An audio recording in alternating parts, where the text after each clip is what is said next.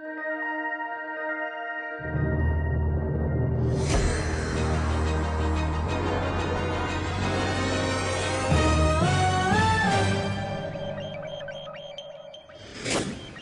to the Spore Creature Creator tutorial. My name is John Cimino. I'm an animator and artist on Spore, and I'm going to walk you through building a creature. The first thing you need to know when you're using the editor is how to move the camera around. So simply just click your mouse button and drag around, and you can rotate the camera. You can also rotate the camera using these arrow keys at the bottom. You notice next to them you have a plus and minus button that you can use to zoom in and out. You can also zoom in and out holding shift, right clicking and dragging up and down, as well as using the plus and minus buttons on your keyboard. Alright, now that you know how to use the camera, we can start building a creature. You'll notice that in the center of your dais you have a torso. If you highlight over the torso, you'll see that there's a spine. If you use your mouse wheel, you can scale the spine up and down. If you select the torso, you'll notice you'll get these two arrows. If you pull on either one, you can stretch the spine out or shrink it down on either side. If you grab the torso underneath the spine, you can move it around anywhere on the dais. And if you grab the spine on the spine, you can actually change the shape of it. So I'm going to manipulate this guy into a position that I like. I think that'll work pretty well. So now that I have the body the way I want it, I'm going to start adding some parts. So you'll notice on the left, you have a whole selection of different parts. Eyes, legs, mouths. I'm going to grab a mouth and pop it on there. You notice when you let go, it selects and you get a few controls. The ball here controls rotation, so you can kind of angle your part. And the arrows change the morphology, so you can kind of get a lot of variety this way.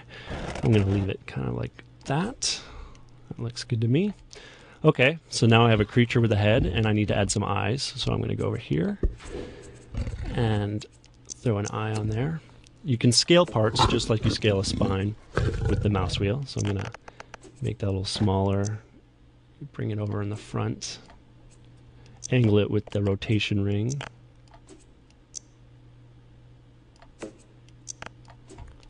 That looks good to me. Okay, so now I'm going to add some ears down here. Just snap it on there. Stretch it out with the morph handles. Rotate it back. Scale it down. Maybe angle it a little bit more. There we go. Okay, so now I have a creature with a finished head.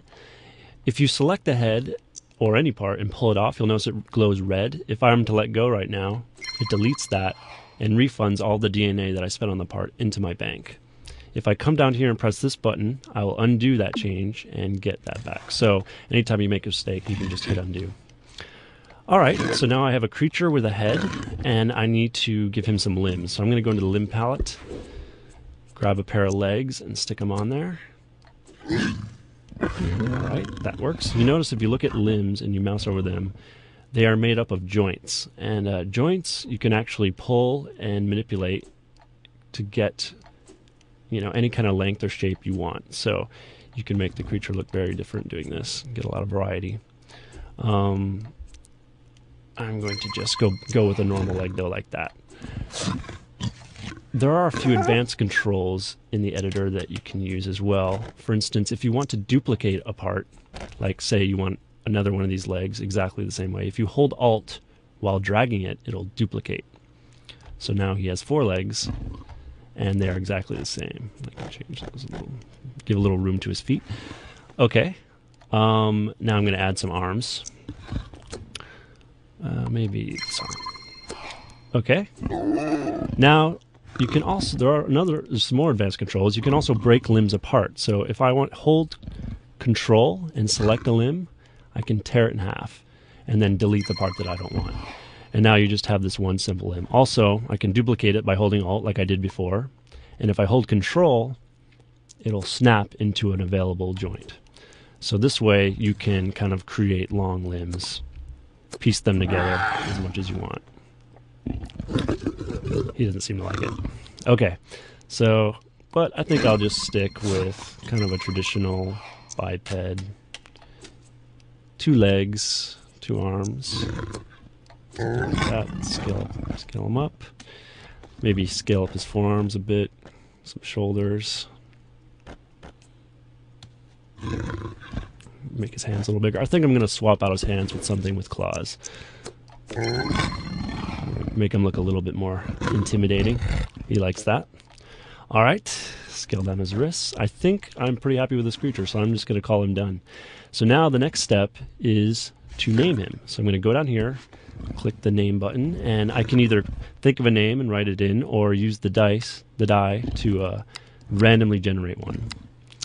So that works. Now, in the description section, I can write a sentence or two about my creature that other players might get to read if they are encountering him. Like, Kona is awesome. In the tag section, I can add adjectives that describe my creature. So if someone's searching for someone like Kona, they will be able to find him easier. So I can just write, he's brown, he's goofy, and he has claws. There. So now, people will be able to look through and kind of find him a little bit more easier. All right, so when you're done, click on the button, and then come down here and hit save. This saves your creature. And that is it. That is how you make a creature.